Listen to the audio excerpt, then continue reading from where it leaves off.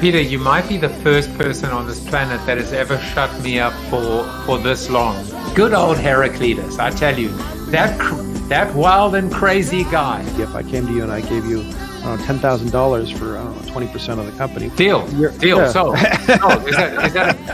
is that a verbal? Younger than us, sorry to say, Joseph. What, younger than 20? Joe, we're just trying to help you because clearly you've lost control of the conversation. I never, you know what? With all due respect, I never had control of the situation. Doesn't mean I'm overgone. What doesn't kill me makes you stronger.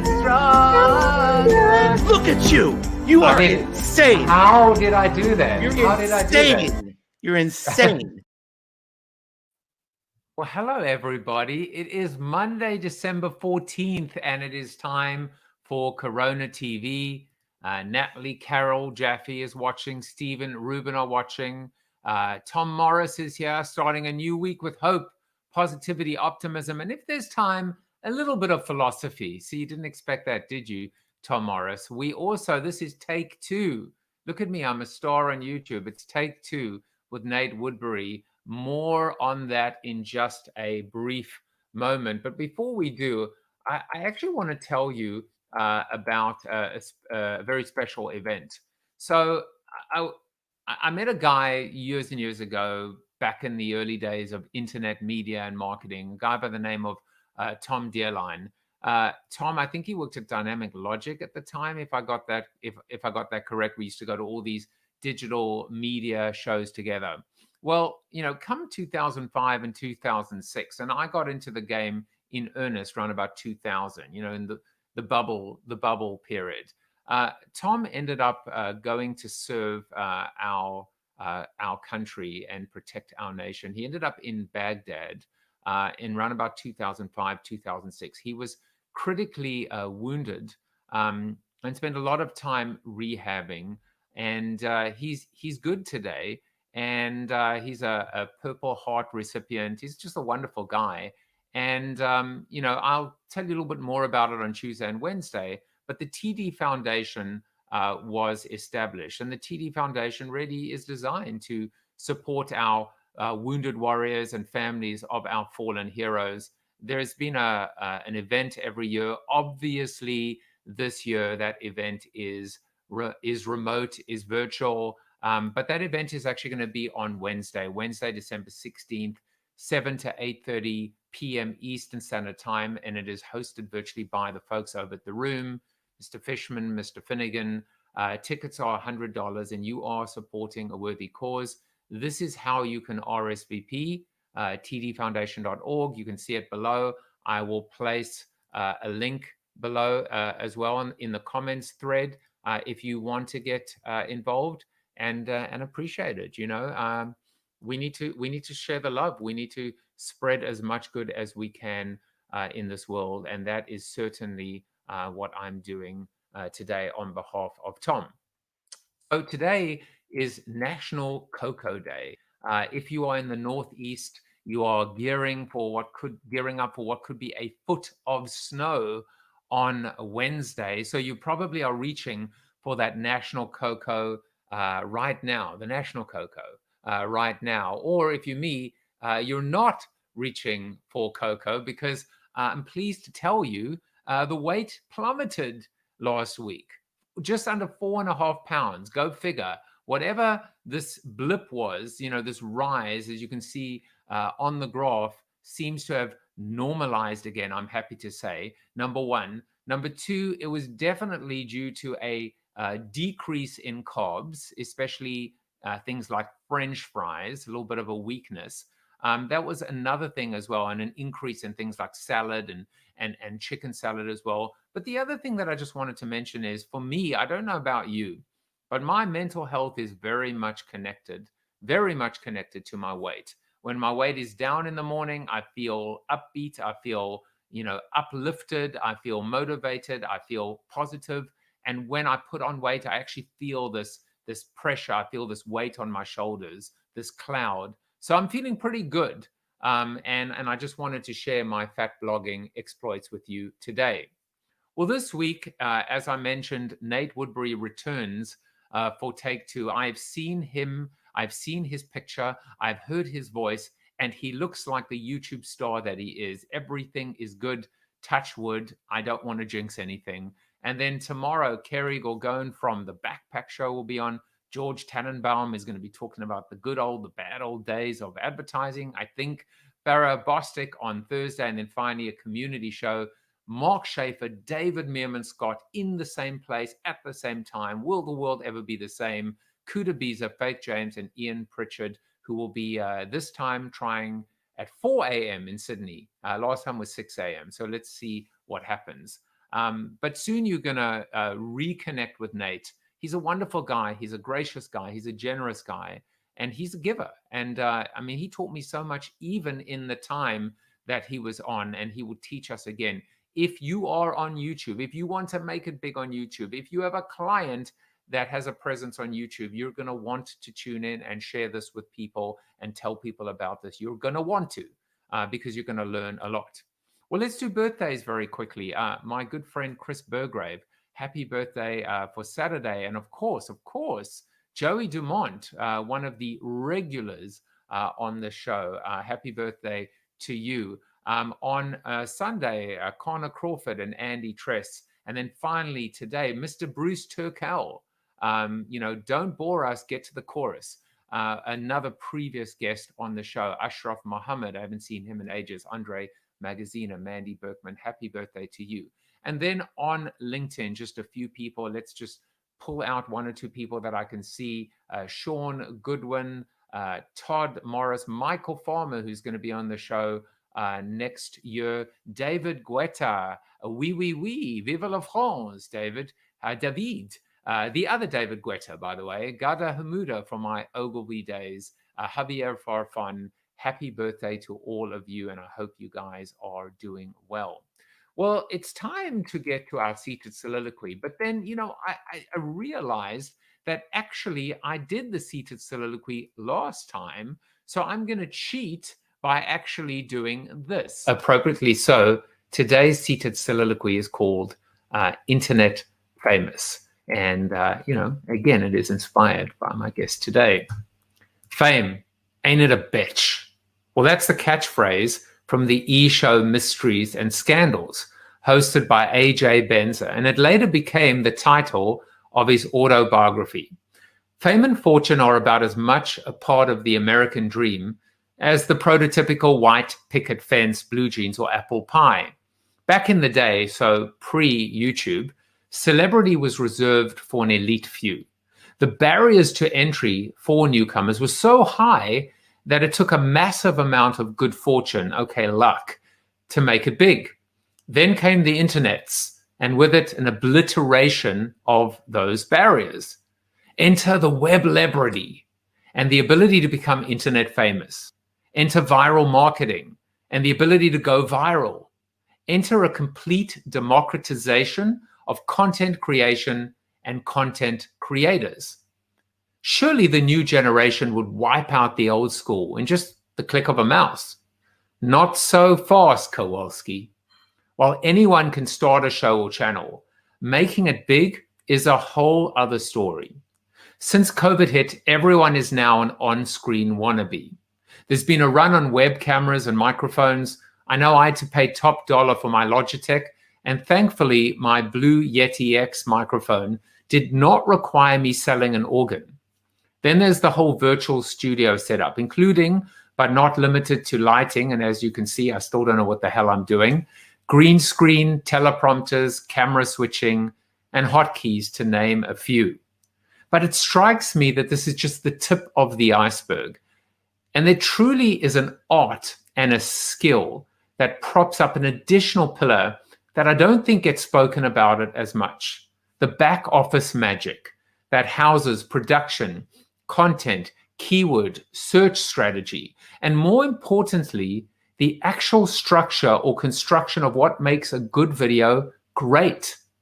It's clear to me that success in a digital, social, and mobile world isn't like spinning a roulette wheel. It's clear that I have a lot to learn, and I need to put in my full 10,000 hours in order to level up.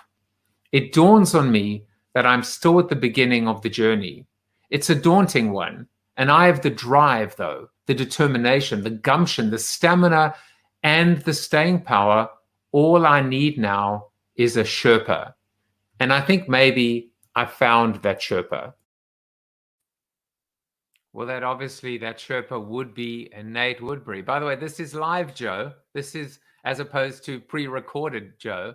I wore the same shirt at a minimum. And I was just trying to experiment a little bit with respect to, the pre-recorded idea. Also, by the way, StreamYard, which is the software that I use, just today or yesterday has now expanded. So videos have a minimum of 10 or a maximum of 10 minutes and 200 megs. So doubling in capabilities, a bit of Metcalfe's law. Well, I'm going to bring him on in just a moment. But first, just to say hello to Judy Glover. Bob Farnham said, have I investigated Noom? I've investigated everything. The more important question is, has Noom investigated me? Joey says, thanks, JJ, for the greetings and the birthday greetings. And Chip Griffin says, greetings from the Granite State. I have no idea which state that is, but all I know is it's a very hard state, I would imagine. Stephen Rubin says, happy birthday, Joey. And it's just good to see you guys typing along. Oh, and Joseph Jaffe actually says, I can type along because I'm watching myself right now, followed by this is a bit meta. And he said that on Twitch. So again, very, very meta. New Hampshire, I knew that. And Leslie Laredo just joined the show. All right, well, enough of you in the background. It is time now to focus on Nate Woodbury. And a little bit of background again, or a recap, if you will. Nate Woodbury is the producer for 12 YouTube channels that are lead generation machines for expert entrepreneurs, like speakers, coaches, and course creators. Sounds like me. His largest channel generates over $1 million per month, all from organic YouTube traffic. Let me repeat that, all from organic YouTube traffic. As a speaker and consultant, Nate pulls back the curtains to share all his secrets. You'll learn the exact steps to get your video ranking on the top of YouTube in a single day. I want that. I want my MTV. Nate is a master of efficiency, and his brain always thinks in reference to the end result. So if you want to build a massive following of people who love you, trust you, and want to hire you, Nate is dedicated to helping you, and he is here today. Let's welcome him back to the show. Welcome back, Nate. Hey, thank you. Excited to be here. You got a good show. Thank you. Let me tell you something. We often take things like bandwidth for granted, and just seeing you in your form, without the pixelation, it's amazing how we, in a first world, we take for granted broadband. Broadband has got to be one of the most fundamental, game-changing, transformational inventions in our lifetime. And every morning we should just get up and thank our lucky stars to have a good connection. Yeah, absolutely. Especially, especially when we have problems. That's when we notice, like, oh yeah, we would depend on this. 100%. Now, Nate, by the way, you were number 148, but now you're guest number 164. I've decided as a way to attach a little bit of time and space and context to give people a number. So this is 164, and it was worth the wait. At least I hope you will agree that it was worth the wait as well. So ironically, by the way, this morning, as I was sitting and prepping for the show, I noticed this, a massive Gmail, Google, and YouTube issue today. So services crash for users worldwide. So, maybe, I don't know, maybe I'm bad luck for you or something like that. But well, my team in the Philippines, they were a little bit frantic. Their Monday is still Sunday evening for me in my time zone. And so they were starting their work week, and like, we can't upload to YouTube. We can't even access our email. What's going on here? But it's all back to working now. Tom Morris says, welcome back, Nate. And, Nate, I actually went back and I looked at our interview, and I was jotting notes, and I thought in some respects, we can pick up where we left off, and in other cases we can probably just touch on a few things. But one of the things we started to discuss at the beginning, and I thought would be a good place to begin again, is to look back and do a little bit of a retrospective, because as I was saying to you when we met, when I started this journey in 2005, blogging and podcasting, I just could not go near video. It was too hard. It was too complicated. Upload and download speeds and bandwidth and storage, and CPU capacity just weren't where it needed to be, at least not for someone like me, a solo entrepreneur. And the editing and the post-production was just insane, and here we are today, 15 years later, and this is the show that I'm producing, back office, front office. I'm the talent, I'm the host, I'm the researcher, I'm doing the post-production. And it seems that the barrier to entry now is non-existent. But as I said in the soliloquy, anybody can get on TV now, but not everybody can actually make it big. Well, you've got a good point. YouTube's given us the opportunity to create our own show. We don't have to go through producers. If we've got something to say, if we've got something we even want to try, we can go for it. And in the beginning days of YouTube, going back to 2005, 6, 7, 8, really, if you started back then, you didn't have to try very hard. You just put content out there and your channel would grow. I believe that the opportunity is just as strong today as it was back then, but you do need more strategy. You need to have an idea of where your views are going to be coming from, because there are, I don't know the number, tens of thousands of minutes or whatever uploaded to YouTube every single second or moment, right? Everyone's uploading. And so how do you get your videos in front of people? There's a very specific strategy that you can follow and make sure that the right people are finding you and being seen, and it really works. And so that's what I teach. You have a great saying. It's almost like a tagline for you, which is, right now people are searching for you. The problem is they don't know you exist. And it's a beautiful thought that, that the content, I mean, I take this I internalize this. It's very personal to me when I look at the show, when I look at what I've created, when I look at the passion that I've put into this. This is my baby. This is my brainchild. And what you're saying is you've got what it takes. However, there is a disconnect between you and your viewers, and you've got to figure out how to create that bridge. Oh yeah, totally. I mean, we could polish and shine everything that we have.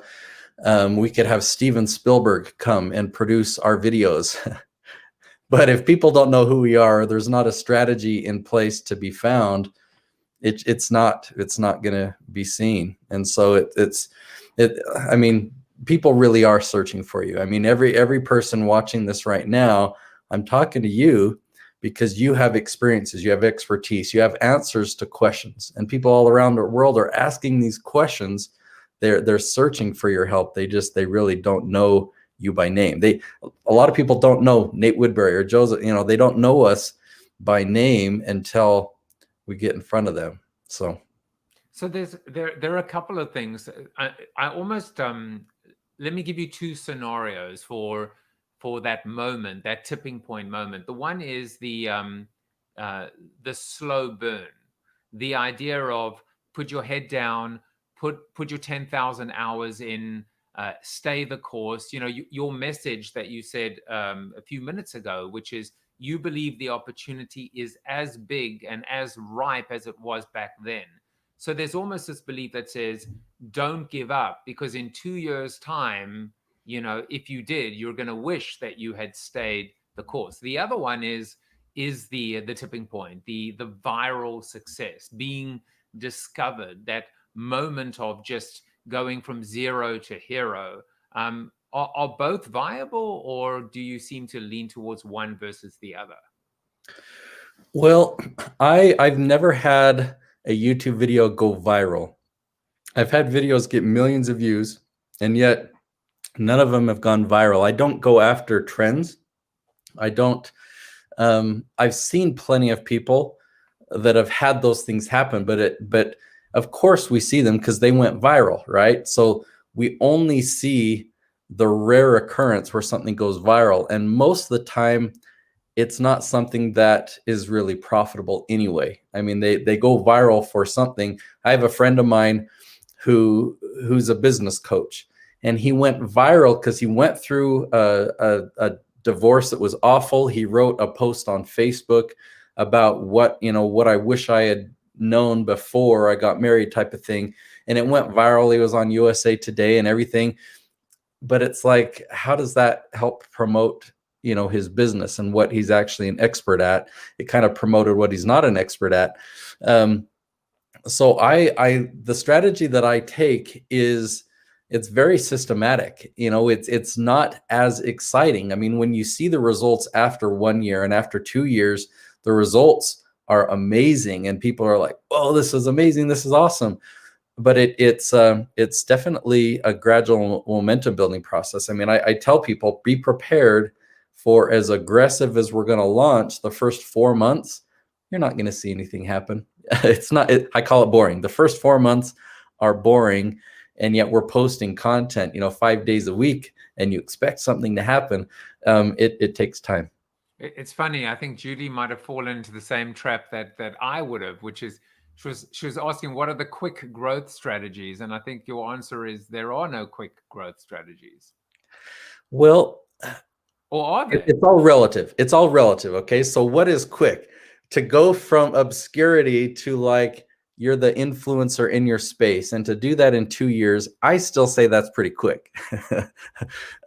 Interesting. Yeah, I mean, yeah, maybe the quick strategy is get on Oprah and have Oprah feature you or something like that. Get on Joseph's show here, and that's the way to yes, exactly. This is the place. Thank you.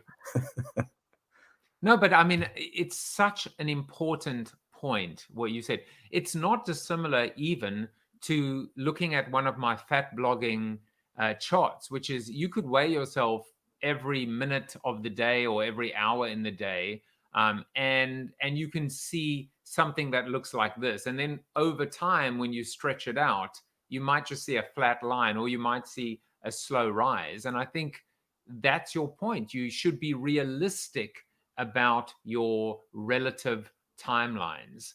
And I heard this early on, and it stuck with me, Nate, which is if you want to start some kind of a video channel or a streaming show, commit to 2 years. 2 years. If you can't see yourself doing this day in, day out, week in, week out, and regardless of what curveballs are thrown at you, if you can't see yourself staying the course, quit now and save everybody a lot of trouble. So I will say amen and absolutely to that, with the addition that follow a strategy for 2 years. So because there's so many people that will I'm just going to put content out there. And there are some benefits from doing that. The people that know you and love you already, you're nurturing your tribe. So you're strengthening your current relationships and your current following. However, if you can put some strategy into all this work that you're going to be doing for the 2 years, if you put some strategy into it that will allow new people to find you, then over those 2 years, your following will grow, massively. And I'll give you an example. Noelle Randall, she worked for 2 years building her YouTube channel, and she got some momentum. She got 6,500 subscribers. And that was by the end of last year, by the end of 2019. Well, she hired me to produce her channel this year and started implementing my 5-ingredient strategy. She is extremely coachable. She follows every instruction I give her. She's now at 130,000. So it took her 2 years to get to 6,500. But now just by, in the last 11 months, following a strategy, she's gotten way more growth, way more results. And I have to say her revenue, I can tell you her ad revenue went from like $800 a month to now 21,000 a month. And ad revenue is not our focus. Ad revenue is just the icing on the cake. Her business revenue, I can tell you this, she's now generating 4,000 leads per month from organic YouTube views. So now you talk about a 5 ingredient strategy, and we're going to get to that in just a moment. And I created 2 versions of the slide. I love We've got Nate Woodbury's 5 ingredients for instant success on YouTube. We've got send me that. and then one that's a little bit more corporate, just 5 ingredient formula for success on YouTube. Those are the 2 that I created for you. Maybe you can tell me which is the better one, Nate, in terms of a thumbnail. But more importantly, first of all, which one is a better one? Yeah, the first one, it had my face, it made me smile, and it would definitely create more curiosity as a thumbnail. All right, with my and I'm not sure if Wendy is saying "holy shit" in reference to. I think she's referring to the ad revenue increase. Okay. As well. But here's what I want. Here's what I want to do, which is, first of all, I want to ask you one question before I forget it, and this is my question, which is there a different approach to growing a following, a business, a platform on Instagram, for example, versus YouTube, versus Pinterest, versus TikTok, etc.? When you talk about a strategy, is it the same strategy, or does it have to, in fact, be a different one based on the platform of choice? I want you to know you're the first person that's asked that question, and more people need to be asking that question, because the answer is absolutely each platform has a different strategy, completely different strategy. So the formula that I teach for YouTube, right? And it will get you results on YouTube. If you're to take the same exact videos, the same exact frequency, the same exact length of a video, and do the same exact things in the videos and post those to LinkedIn, it will not get the same results. LinkedIn is a complete different animal. It's a different audience. Video can work up to 10 minutes on LinkedIn, but you also need articles. You need to interact with people. In fact, you need to give reviews and feedback and recommendations and endorsements, right? LinkedIn has a social selling index with 5 scores, and there's 5 different things that you've got to pay attention to and keep those in balance. So the formula for LinkedIn is completely different. And so what you need to do is, if there's a platform that interests you, study what's possible, what's actually realistic, and who is really succeeding. And then you need to figure out what is the formula that I can get those same exact results. And so that's what I've done on YouTube. I believe YouTube has some huge advantages, the search engine, and they'll promote you and not have to, not charge you for that. In fact, they pay you. So I could go into obviously a lengthy conversation on that, but there's some huge advantages of why I choose YouTube. And the formula that I teach, yeah, it just works on YouTube. Well, I remember you actually said that in the first interview, and it really stuck with me, which is choose a platform, choose one platform, and stick with it, and grow it, and ultimately, optimize it, and then branch out. And intuitively, instinctively, it completely resonates. It makes sense. I'm not sure which one to choose. I'm looking even for myself, and I'm thinking, well, there's Facebook and Periscope and YouTube and LinkedIn. Which one do I go with? And my gut kind of tells me it should be YouTube. Yeah, maybe let me address that just a little bit more. Okay, so I mentioned the search engine. We hear that, and it probably is like, oh yeah, well, I know that. I use it all the time. But think about what that means. When people are asking the questions, they're searching for answers. YouTube is the platform that will put you in front of them, right? People are asking questions that you could answer. No other platform does that. LinkedIn has a decent search engine for some things. Like if I wanted to find somebody in my local area that's got a certain resume, maybe I'm looking to hire. In fact, I recently did that. I found some videographers that joined my team through LinkedIn. I can't find content on LinkedIn. I can't find answers. I can't find expertise. I go to Google or YouTube, which Google owns YouTube, and Google sends people to YouTube when it's like how-to type questions. They show videos. So that's how people are finding expertise is on YouTube, no other platform. And then let me share a few details about YouTube's partner program. YouTube has really made it obvious that they want us to succeed, and they've given us all the tools to succeed, like YouTube Analytics. No other platform, even I told you about LinkedIn's 5 factors of their social selling index. They give you 5 little scores, you know, at a percentage and how you're doing. But that's like a fraction of a percent of what YouTube gives us. And if we think about why, YouTube makes money through advertising. So advertisers pay YouTube, let's just say they pay YouTube $1,000. Well, out of that $1,000, if those ads are shown next to my videos, they give me 55% of that. So I'll get $550 out of that $1,000 ad spend. That's just that creates a vested interest. And so here's where this comes to benefit us. When I make a video that makes YouTube money, YouTube promotes that video.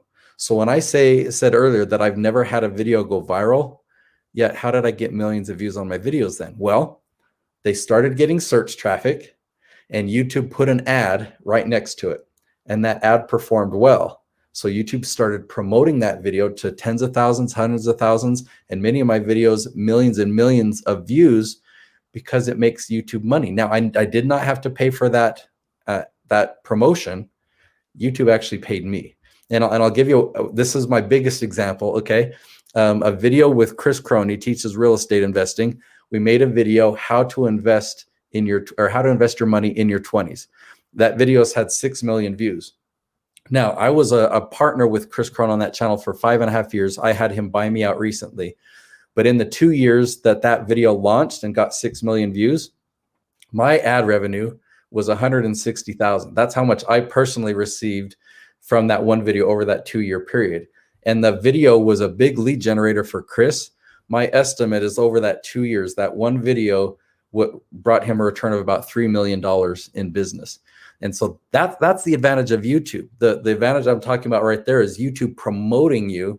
There's this automatic vested interest for YouTube to promote you when you follow this formula, and people are searching for you around the world, and YouTube will connect. So that's why I'm biased and trying to get you to take the leap onto YouTube versus any other platform. Well, Go ahead. I think there's something else that's really quite significant for me, which is, as a creator and even from a B2B standpoint, a little bit older, there is this belief of, you know, the carpet bombing approach, right? And it's be on YouTube and Instagram and TikTok and LinkedIn and every day that's what I'm doing, and Twitter, and you know, and it's a bugger and a half to like get everything cut and sliced and diced and spread out. And what you're saying is be very, very clear about what the role is for the platform. And I think just to restate what you said, which is YouTube is the place for questions and answers where people are searching for specific expertise and can find it. Point number 2, it's not a coincidence that Google owns YouTube, because ultimately what you're saying is what really powers this whole thing. And the answer is a search engine is what's really powering it, making it really easy to find. The light bulb for me when you said that is try and find a piece of information or a tweet. Try and find a post or a relative, you know, video on LinkedIn. It is not even hard. It's impossible. Whereas YouTube is very different. And then the third thing you said, which I thought was really interesting, is understand that YouTube understands why it exists and its ad revenue. And so if you want to play the game, you've got to play their game and play the game by their rules. And by the way, the rules are actually a pretty good partnership. And I think when you put it that way, suddenly it doesn't seem as mysterious and confusing. It seems actually quite clear. Yeah, I love that. You're a good student. Well, thank you. You're a great teacher. Tom Morris basically says, I'm torn between continuing to listen to this great stuff or leaving instantly to go make my first YouTube video. Now, one of the things that I've really appreciated about you is you are a giver. You give away a lot. We'll talk about those 5 ingredients in a moment, and I'll turn it over to you. But one of the things is, I mean, there's just such a wealth of videos that you create. Here's one of them, which is all about the power of teleprompter. Hello, entrepreneur. I highly, highly, highly recommend that you use a teleprompter. And because you're watching this video, I know that you're at least open to it. I'm Nate Woodbury, and in this video, I'm going to show you how teleprompters work. Teleprompters are great because you can look right at the camera the entire time, and yet you can be fully scripted. The concern people have when they think about using a teleprompter is that they will look scripted. Well, the problem isn't the teleprompter. The problem is in the way the script is written and if it's not practiced. As long as you practice reading the script out loud enough times that you don't sound scripted, then you won't sound scripted in front of the teleprompter.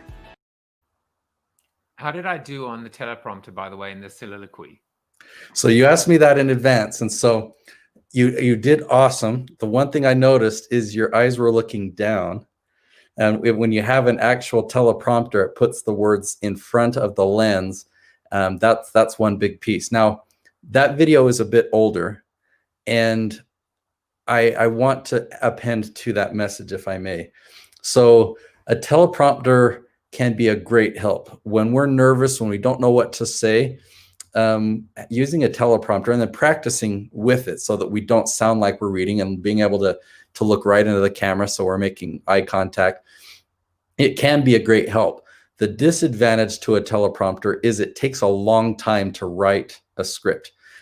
For me, I'm such a perfectionist. It'll take me to write a 10-minute episode. It'll take me a good couple of hours to write the script. Whereas if I really know my stuff, if I'm really talking about my area of expertise and my experiences, I really don't need a script. I can just write down a couple talking points. Talk about this first, talk about this second, share this story, share the 3 steps, right? And that's all I need in my notes. And so then I can just talk and I can just answer the questions. But we're all at different stages. We're all at different stages. When I started on video, I was a wreck on camera. I would do so many takes. I wanted it to sound just right. And a teleprompter, like it really it took a weight off of my shoulders. A lot of the clients that I work with today are professional speakers. I'm a part of the National Speakers Association. So they are so used to talking, and a lot of times when they give a speech from the stage, they can't reference their notes. So they're used to talking for 45 minutes without any note. Well, YouTube's a lot more forgiving, right? If you have your notes, I'll just grab a notepad here for a visual. If I've got my outline right here, I can look at point number 1, and then I can set it down and I can talk to the camera, and I only have to remember 1 point at a time. Then I'm like, okay, well, I'm done. I look down, point number 2. Oh yeah. And that pause gets edited out, right? You can edit out the pauses. And so you can really leverage that on YouTube and look at your notes as much as you want. The only thing that you want to do is make sure that when you're finished a point, you're not talking while you're looking down. You know? So if I finish point number 1 and then I'm like, okay, point number 2 is, it's harder to edit out those pauses. So anyway, there's some feedback. I think it's also very interesting to be able to recognize how easy it is now to edit. I have fun with it, by the way. When I go into iMovie, I'm still using iMovie as opposed to like Final Cut or something like that. And I'm still doing it all by myself. But I love the fact that I can edit out an and the video just looks so natural. And I think what you were saying is 2 things, which is just don't forget about the human being involved. So first of all, it's okay if you're recording something, as you say, to look down, get your point, and then look up again and continue and know that you're going to be able to edit that out. The other thing, and it's such a, you almost, said it nonchalantly, but it's one of the most powerful lessons when it comes to presenting in general. And I'm a speaker as well, which is you must verbalize it. You must articulate it. Don't think the script, say the script. Don't think the presentation, say it. Let the words come out of your mouth. And when you do that, you see when you get tongue-tied. You see when you reference something that's not in the script, and if so, put it in, and if not, take it out. And I think the fact that you hit that is something that needs to be emphasized. Yeah, the most valuable thing that you can put in your videos is just the authenticity, and you really sharing your experience and sharing your wisdom. So many times, you know, because we'll with me and my clients, we'll do keyword research, and we'll come up with a question. Like maybe it's a question like, what are the steps of becoming a professional speaker? So if that were my topic, I'm like, what are the steps? And I could Google, and I could research, and I could find all these other things that other people have said, and then I can just kind of regurgitate that. Or I can think about, you know what, there's already a lot of content like that online. What unique thing do I provide? What are the steps that I personally took? The path I took is quite a bit different than most, I think. So I'm just going to share the unique things that I can bring to it. And so I would say that in the video, saying, you know, there's a lot of good advice out here on how to, you know, get into public speaking. But I took a really unique path, and now I found success. And I'm going to share with you the steps that I took, you know, and that's going to come across as you know, really valuable. People are going to really appreciate that and want to hear more of what you have to say on other topics. All right, I'm getting really hungry right now. It's time for a masterclass or the master chef to tell us a little bit about these 5 steps. Before I do that, I just want to let you know 2 things that you should know about Nate. Number 1 is, of course, we have a Zoom after show. And so if you have questions for him, we'll be doing that straight afterwards in about 20 minutes or so. If you're watching this and it's pre-recorded, don't click on the link, because the show's not live anymore. This is why you need to tune in live to be able to interact with a guest like Nate. The other thing is that Nate has a masterclass that he gives away quite regularly and for free. And there is one actually happening at 4 p.m. today. And you can just find it off a link from his website, betheherostudios.com/hero, and you will find and register. I am registered for it today myself, although I think I'm going to have to miss it because of a conflict, but I will be back for the next one. So Nate, why did you take it away and tell us the 5 steps? And in particular, you know that I love the first one. Yeah, absolutely. So I'm going to share my screen to switch over here. I see it, and I will. Should I bring it up? Yep, perfect. There we go.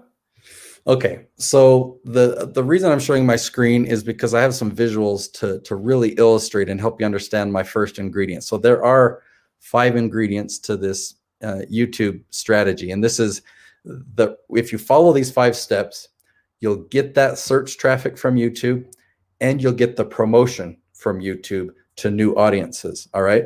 So the first ingredient is the leaf strategy. And to understand that, I'm going to share my tree analogy. All right. So a tree has a broad trunk that goes out to branches, that goes out to leaves. The trunk represents your broad area of expertise. All the branches represent all the different categories, all the different things that you're an expert in. And then the leaves represent the very, very specific questions that people are asking. Okay. So let's give you an example. If productivity, that's your broad area of expertise, an example of a leaf would be, what can a business do to improve its productivity? Okay. That's a really long question. Notice how many words. I think there's 9 words in that question. Here's another example.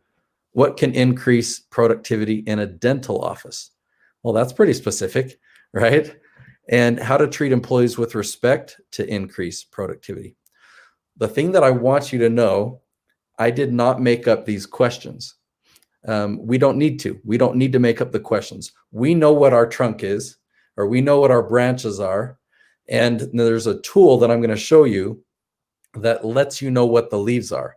So when I say I didn't make up these questions, I used a tool to find these. And the wording is really important, because this is the wording people are using when they're asking these questions.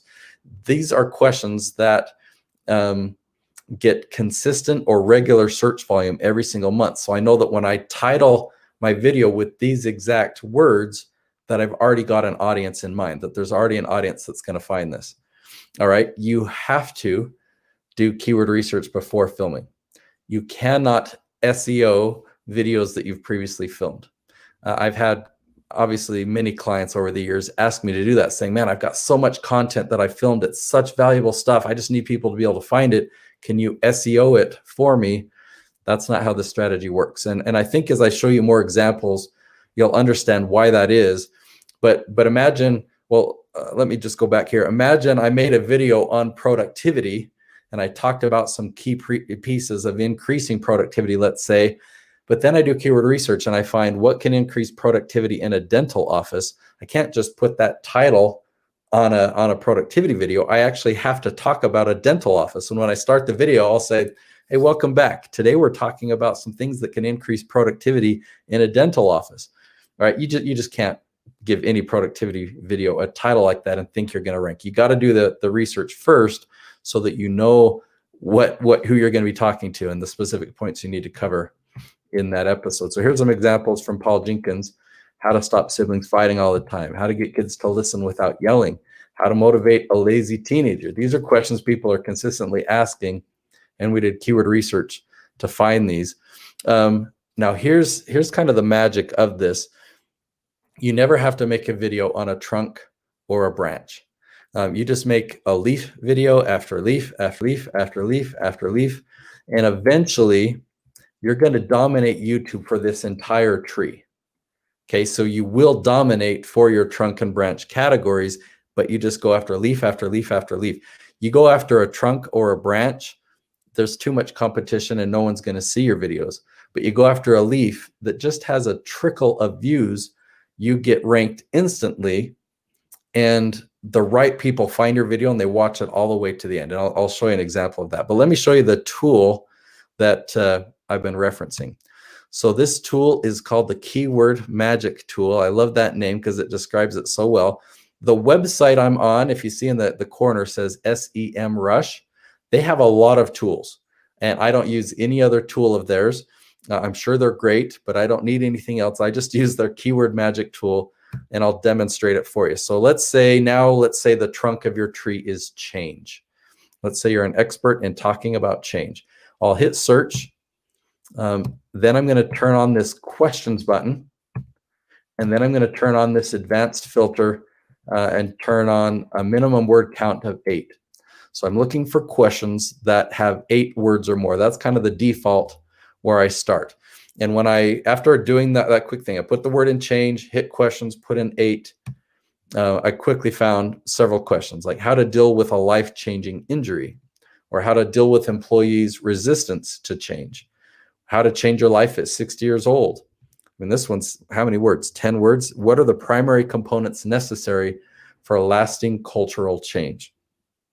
So clearly, I couldn't just take one of my videos about change and then just give it this title, right? I do the keyword research first. I find the questions that people are asking, and now I know what to talk about in this episode. So, and I want to point out the volume over here. This is the monthly search volume every single month. Notice that I didn't pick any titles that are greater than 100. I like to stick between 10 and 100, especially when I'm getting started, because the higher the search volume typically means the higher the competition. And I don't want any competition. I want to rank instantly for that phrase. Now, let's look at the very bottom phrase. How does the company adjust to changes in economic conditions? 10 searches per month. If somebody goes to Google or YouTube and they type in that exact question, my video is going to pop up in front of them. And of course, they're going to click on it because that's what they just searched for. They're going to watch it all the way to the end. And the YouTube algorithm is watching and saying, wow, that just happened. Somebody did a search. We recommended this video to them and they watched it all the way to the end. So now every person that searches for that is going to find this video, and YouTube's going to start suggesting it to people that are doing similar searches or that have similar interest. Okay, so even though I'm just getting that 10 people initially, it's going to start building momentum, and you're going to get more and more views over time. And of course, that's just one leaf, and then you launch another leaf and another leaf and another leaf, and all of them do the same thing. So you really start to build a ton of momentum. I'll show you one more example, and then we'll get back to the other 4 ingredients. But this leaf strategy is so important. So let's say your core area of expertise is leadership. That's the trunk of your tree. We put that in the search bar. We turn on questions. We put the word count to 8 or more. Look at these. I've got a whole array of topics here. What's the difference between leadership and management? How leadership skills can influence the values of an organization. All right, what should be included in a leadership development program? If somebody's asking that and I teach leadership development, I probably want them to watch my video. I'm going to answer their question, and they're probably going to end up hiring me. So there are 2 huge benefits to using this tool. One is the one that I've emphasized the most, in that it turns your videos into marketing pieces. These people who are searching for you but don't know that you exist, now they're going to be watching you. And the other advantage to this tool is you get tons of ideas. You're never going to run out of topics to talk about, because it just feeds you so many different questions. Okay, so now you're going to see me skip ahead a whole bunch, because I'm going to jump ahead to that slide. There we go. That was the first ingredient. Okay, after I teach these 5 ingredients, I'm also going to show you examples of the results that you will get if you follow these 5 ingredients over time. Even I told you about the 4-month period is really boring. I'll show you examples of that, and then I'll show you examples of what happens at that 4-month mark and after. Okay, so ingredient number 2, you want your videos to be 10 to 12 minutes in length. That's the average. So if you have one video that's 7 minutes, another video that's 15, you're on track. Shoot for an average of 10 to 12 minutes, but you don't want to go long. You don't want to be long-winded, because when people realize, okay, he's just kind of dragging things on now, people will leave, right? They'll go to the next episode. But there's some strategy, and maybe I'll share with you an example of how you can really deliver good content and keep people wanting to stick around for 10 minutes.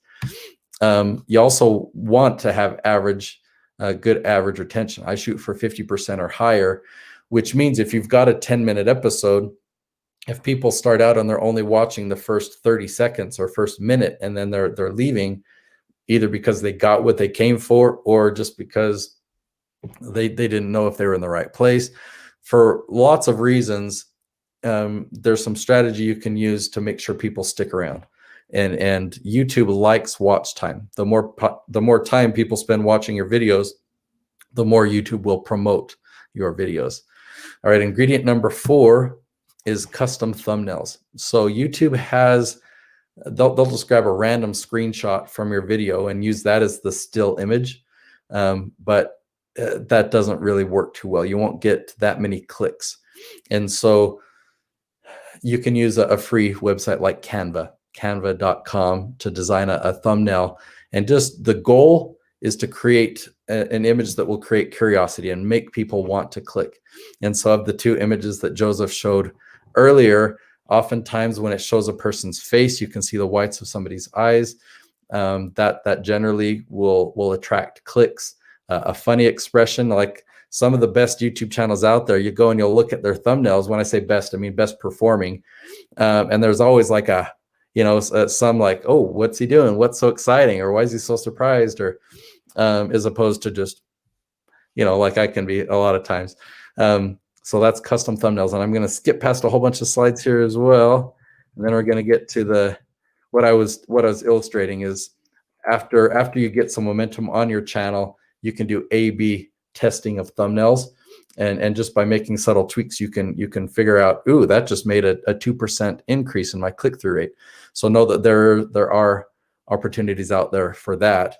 Okay, ingredient number 5 is a doozy. Okay, launch 5 episodes per week. And if you follow all 4 of those first ingredients and you do that aggressively and you're launching 5 episodes per week, oh man, some amazing things happen. It's really boring for the first 4 months, but I want to show you some examples. And okay.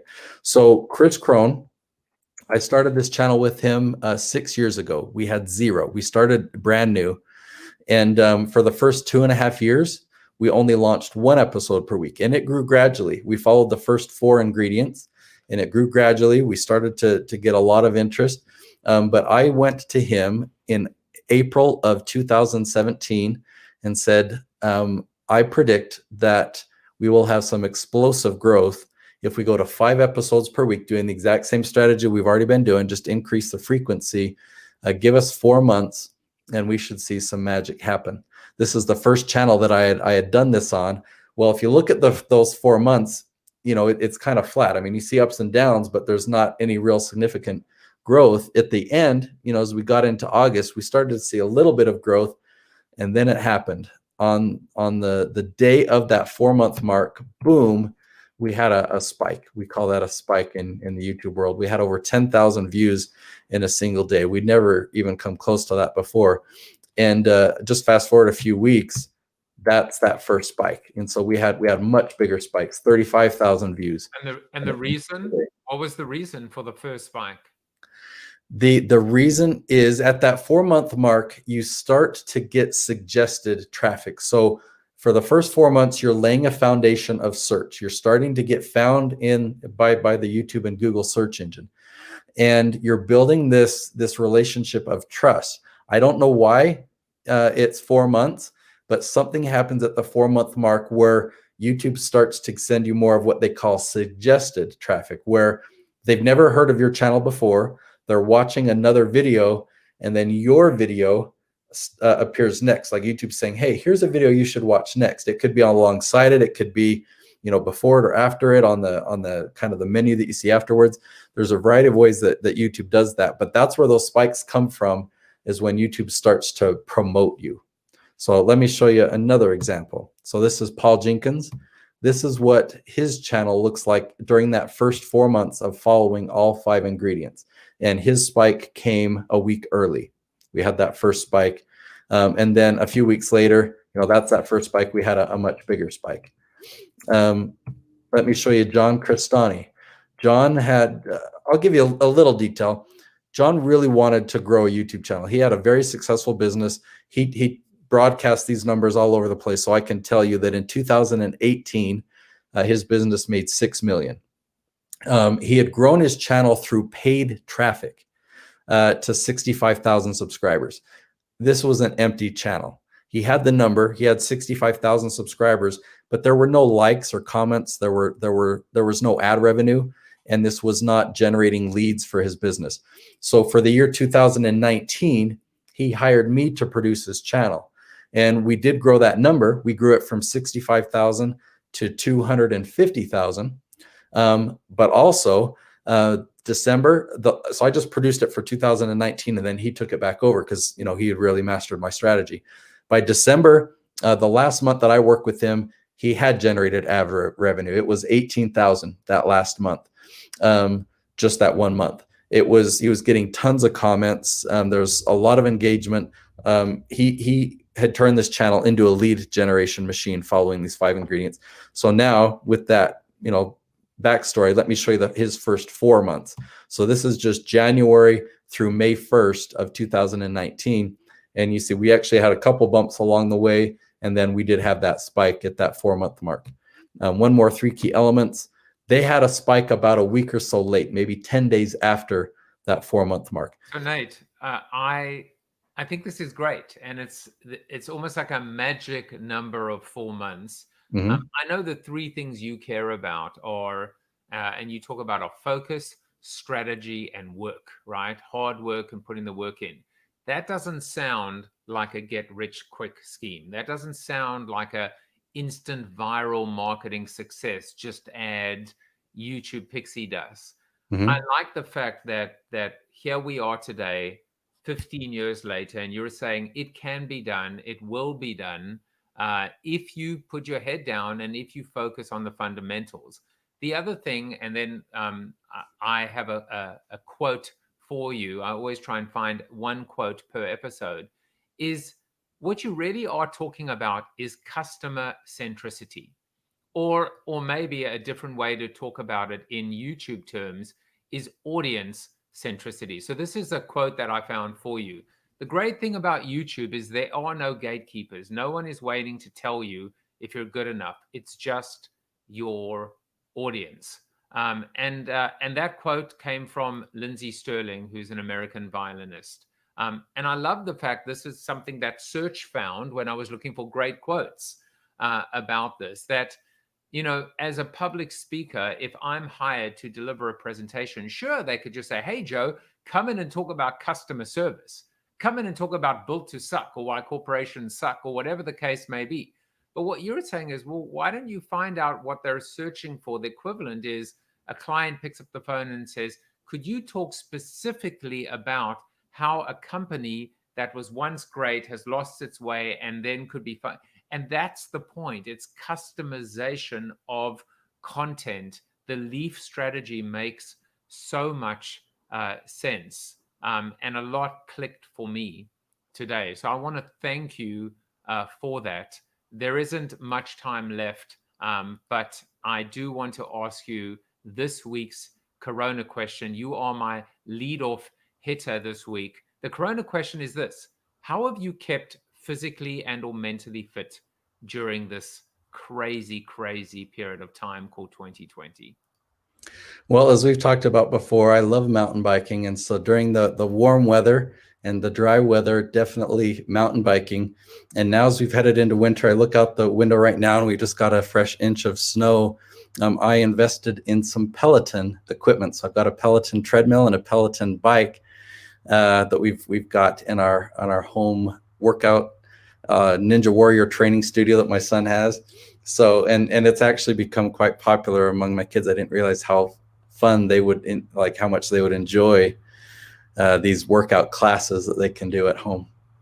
Well, if you want to be able to buy an entire suite of Peloton products, then you're going to have to figure out how to build your YouTube channel and your YouTube presence. And the way to do that is to follow Nate on YouTube, connect with him on LinkedIn, sign up for a free masterclass on YouTube. That's all you have to do. You could do it right now, actually, and the class starts in 3 hours. So when he's finished with the Zoom after show, which we're going to go to in just a moment, he's going to be delivering a live class. And then there's one more thing I should tell you, is that he actually has another program that launches January 7th called the YouTube Hero Launch, and you can do that as well. In fact, you can find out all about these at betheherostudios.com, which is Nate's company.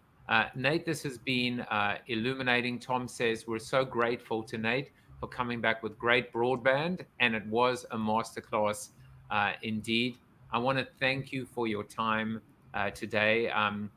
In the Zoom after show, the first question I'm going to have is whether the Corona question strategy makes sense and whether I should be searching for other things. And ultimately, I've already made one change. I'm still not sure I'm doing the right thing, but instead of saying Corona TV 1214, the Weblebrity, you know, Nate Woodbury, what I did is I said how to make it big on YouTube with Nate Woodbury. So I'm trying to change the way that I even come up with titles using a how I am learning. You gave me the best compliment today by saying to me that I'm a good student, but it takes one to know one. So every good student needs a good teacher. Thank you for being our teacher today. Yeah, thanks so much for having me. This has been great. And as Chuck Norris would say, you are Chuck Norris approved. There you go. Thank you for watching Corona TV with your host, multiple author and global keynote speaker, Joseph Jaffe.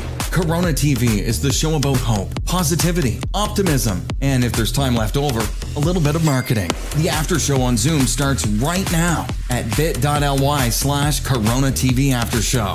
If you like the show, tell a friend or two. Please subscribe to the show at CoronaTV.show. And if you want to get inside news, previews of upcoming guests, and much more, text Corona TV to 66866 or visit josephjaffe.com/subscribe to sign up for the show's newsletter.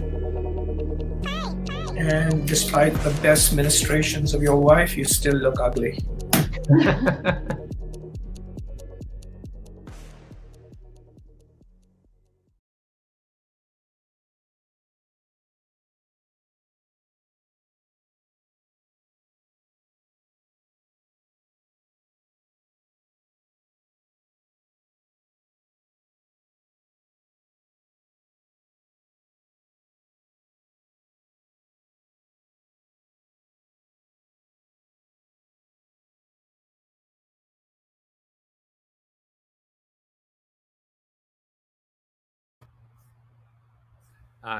Nate knows to just click on bit.ly/Corona TV After Show. All right. The link's not clickable, but let me. Yeah, just type bit.ly/Corona TV After Show, and we are on waiting for you. Okay. As you're doing that, there are a bunch of people that are on. Amy Rika said, "What a generous presentation. Thank you." And Bob Heyman said, "Bravo." So they're waiting for you there. And I'm going to end the show officially.